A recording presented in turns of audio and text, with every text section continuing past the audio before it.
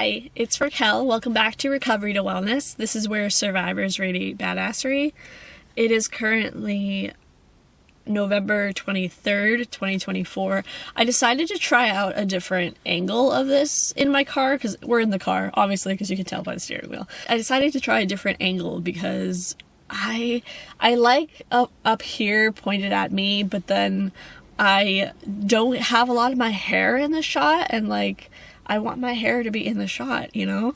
So I'm gonna try this thing and see how that goes. Worst case scenario, it's incredibly annoying and we just kind of have to live with it for 2 videos and we'll kind of go from there.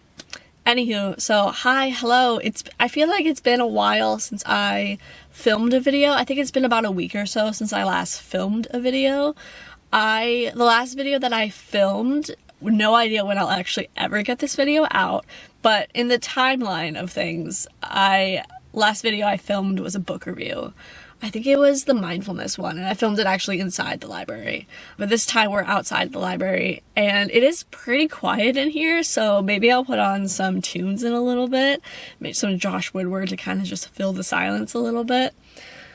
So, yeah, I haven't filmed a video in what feels like a very long time, and I want to film this video and kind of get something sort of newer out there in a sense. I was thinking a lot yesterday. I was thinking so much that I started ruminating, and I haven't done that in a long time. But I also really want to talk about my recovery, because even though I am Recovery to Wellness, as my channel name and my most of my affiliations online, I don't really talk very much about my recovery anymore. And I think that's a bit of a missed opportunity in a sense. And I would like to kind of discuss it for a couple videos, and eventually I'll get them edited and uploaded. But so I'm thinking this video and then the next part will be like a 2-part thing. I kind of want to take you guys back to kind of where it all sort of started and kind of the journey from there to now in a sense. So that's what I want to do for this video at least. And then the next video will be sort of the pivotal moments from about a couple of years ago. I started my recovery journey when I was diagnosed. I live with a recovery from various mental health conditions, primarily OCD, obsessive compulsive disorder, depression, borderline personality disorder, trichotillomania, which is hair pulling, and dermatillomania, which is skin picking.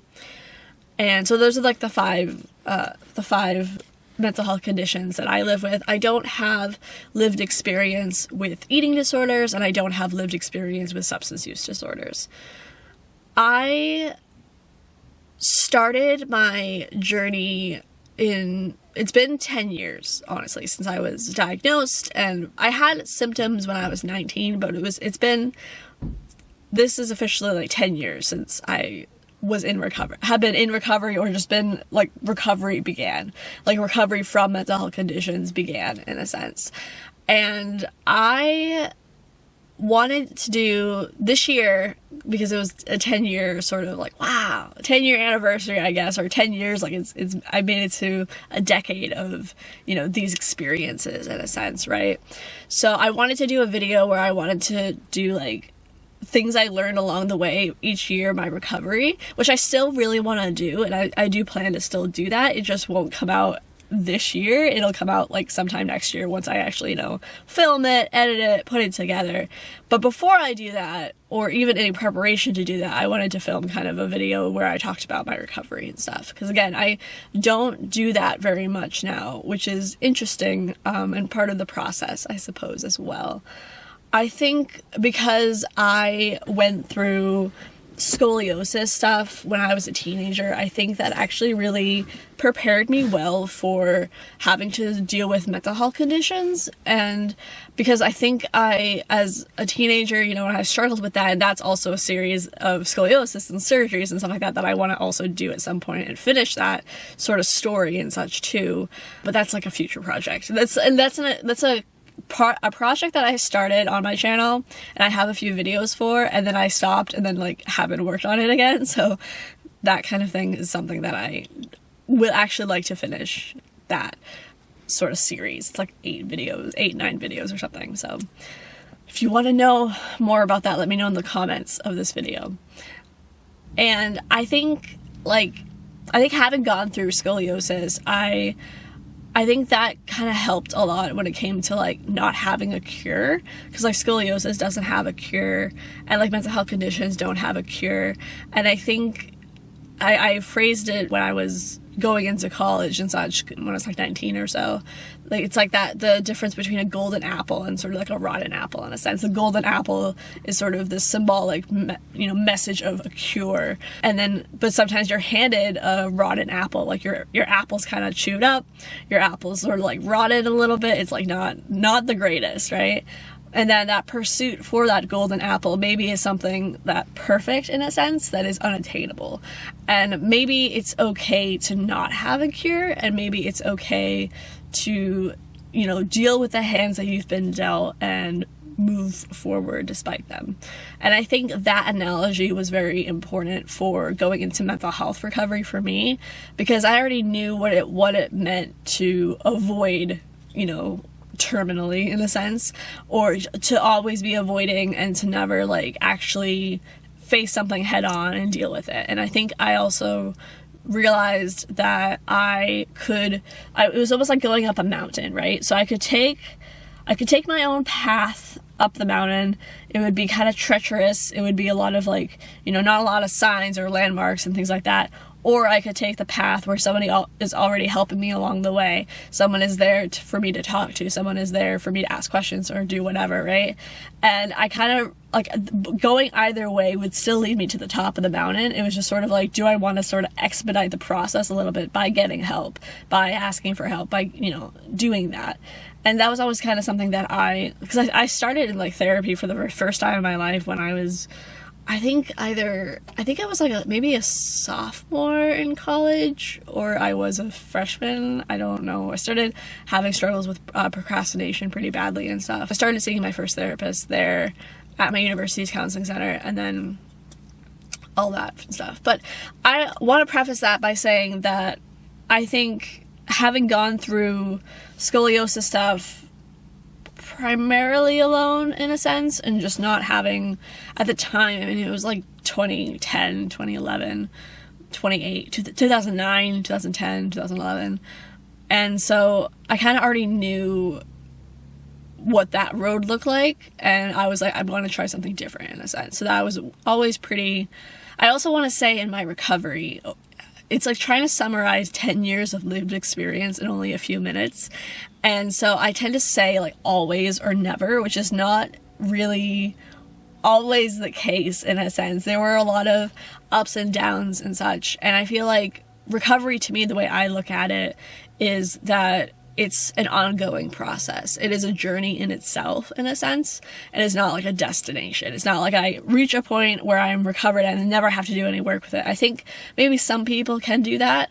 I think for me, it's more of a lifelong struggle, but also reality in a sense, and also like that's okay. Like the idea, when I was like first ever in a hospital setting as a psych patient, the idea of maintenance and recovery maintenance and recovery management in a sense sounded exhausting and like the worst thing ever, right?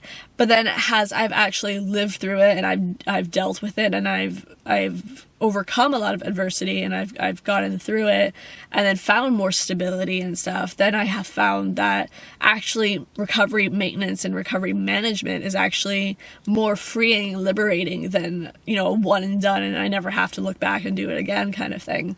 I think it's something that over time I became more comfortable with, and it also, it's not as, I don't have to put in as much work in a sense. Some days I still do, right? Some days I still have my off days, or, the days that I don't want to be working or whatever it might be. And it's just kind of like, but it's that difference between the cure and like the maintenance or the maintenance or the management of it. And I think maintenance and management of recovery can actually be more liberating. At least for me, it's been that way. So it's kind of like I can, as definitely the phrase of living with a mental health condition, living with it, and not like at first it's maybe everything. And then as time goes on, it kind of fades more to the background. And then it's kind of just like a thing that I have to kind of, there are times where I have to really, sit with it and deal with it and such. But also there are times where I don't have to worry about it. I can kind of live my life and do my thing and not be as reminded that I have that struggle, or not be as consumed by it. Like it's the only thing I have. It's just something that I also have or live with, and it's not like everything. It becomes sort of just mundane in a way, and just kind of something I have to keep an eye on, keep watching and such. But like something that I can, it's not if this is everything, it's sort of a few steps back, it's a few, it kind of mixes in with other things as well. So yeah, I'm trying not to say uhs and ums, so it's a little tricky. I started my recovery in 2014 when I was diagnosed. And I also saw my first NAMI presentation when I was in that semester. So fall 2014. And the NAMI presentation was so good.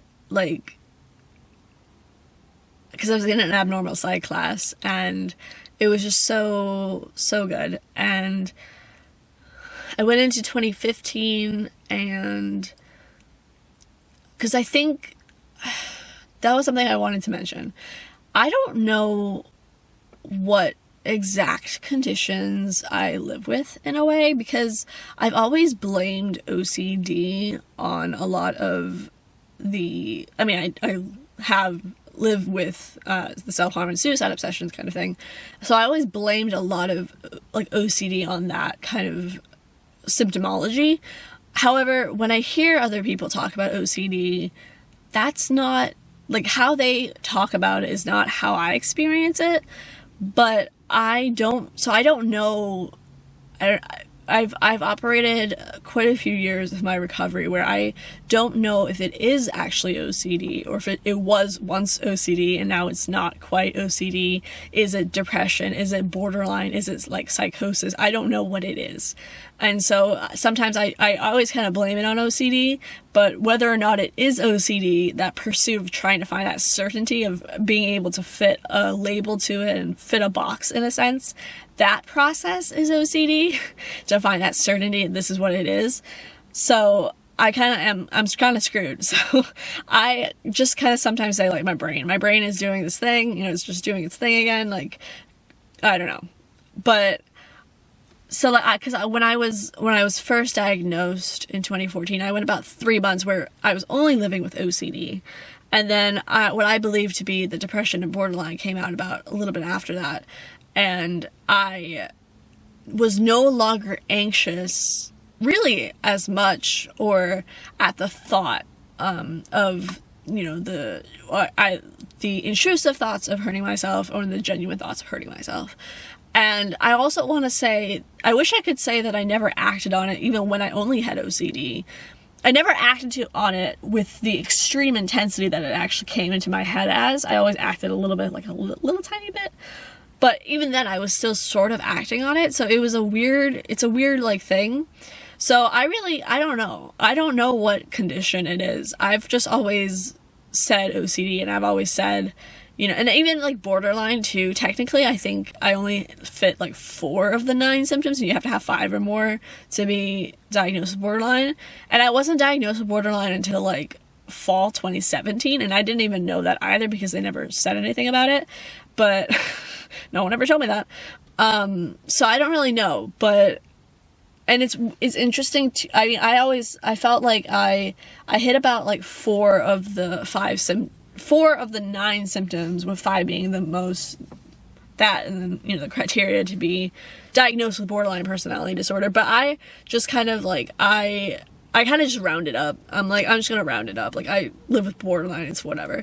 Like, I kind of just take that on in a sense. And actually, when I was going back to my day program, I was feeling, that it was kind of mentioned to me that I, might not even have, or I might not necessarily have borderline and stuff, or live with borderline. And that was kind of a process. Well, that was unsettling, right? Because then it's like that identity crisis in a sense too. So whatever actual condition it is, whatever actual, you know, sort of symptomology and like pathology it is, I guess the label doesn't entirely matter, because it's still something that I'm experiencing or something that I've dealt with in a sense, and, you know, experiencing or have experienced, and, you know, will continue to at times experience and such, and just stay safe and things like that instead. But so 2015, I saw a second NAMI presentation. I think it was either that one or the first time that I saw a presentation where I got a pamphlet, and I remember I stuck a sticky note on it and I wrote purpose, and then I was like gonna come back. I'm gonna come back to this one day. And it was just very like NAMI, by the way, too, is the National Alliance on Mental Illness, and it's the largest grassroots organization for mental health condition awareness and recovery and such. And what I had seen was an In Our Own Voice presentation. And that was just such, I believe I do remember that the first presentation I saw when it was fall 2014, I remember one of the presenters, like both of the presenters were very like, they said the word suicide. Like they were like, you know, they experienced suicidality. And it was shocking, I guess, in a sense, because I was so like, whoa, you know, like taken aback almost in a sense. And so to like just, this is what it is kind of thing, right? You know, this is an experience that I have had. One of them talked about how they had an experience where they were in treatment and such, and with their therapist, and, you know, they were telling their therapist they kind of didn't know how they were going to get through it and like what was going to happen and stuff, and they didn't really have a lot of hope. And the therapist told them about how, you know, I'll hold on to the hope for you until you're ready to take it for yourself.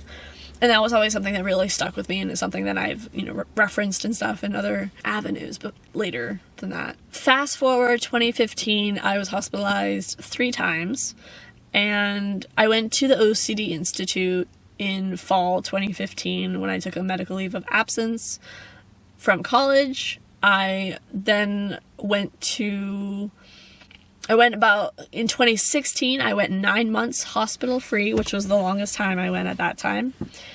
And I also, I went back, I was working on a 365-day journal entry, like how to change your life in 365 days, like book kind of thing. And so I started working on some of the prompts and stuff with that book. I never actually finished it. I always really want to go back and finish it, but it's still like sitting on the bottom of my floor in my room. But I had a prompt in that one where it sort of talked about getting out of my comfort zone. And I kind of thought back to like NAMI stuff. Because also 2015, like when I was at the OCDI and stuff, I actually started kind of making a couple of videos about, you know, trying to get into like creating a YouTube channel and stuff. But I just never, you know, went around to it. Then 2016, I think it was like February or so, February, March, I wound up finding that paper with the NAMI pamphlet thing, and I reached out, and then I did the application, and I did the interview thing, and then I got trained. And at the time, I was the first youngest presenter that got trained as an In Our Own Voice presenter for NAMI. And around the same time, 2016, I overheard some, like, you know, I was still living my life, operating in recovery in a sense, and I heard some stigmatizing comments about mental health, right? And it really, really, really, it made me really upset to hear some of those stigmatizing things. I was looking around the room, kind of waiting for someone to say something, and then it was like, okay, no one's really doing it, I guess I'll be that person, right? Maybe I'll lose opportunities in the future if I'm open and vulnerable and honest. So there was also something that I had done. There was like some sort of religious like organization club kind of thing, and they had us like write a goal you wanted to have in a sense. And I remember on my hand I wrote sharing my voice, and so like on my hand I wrote sharing my voice in Sharpie and stuff, and I took a picture of it.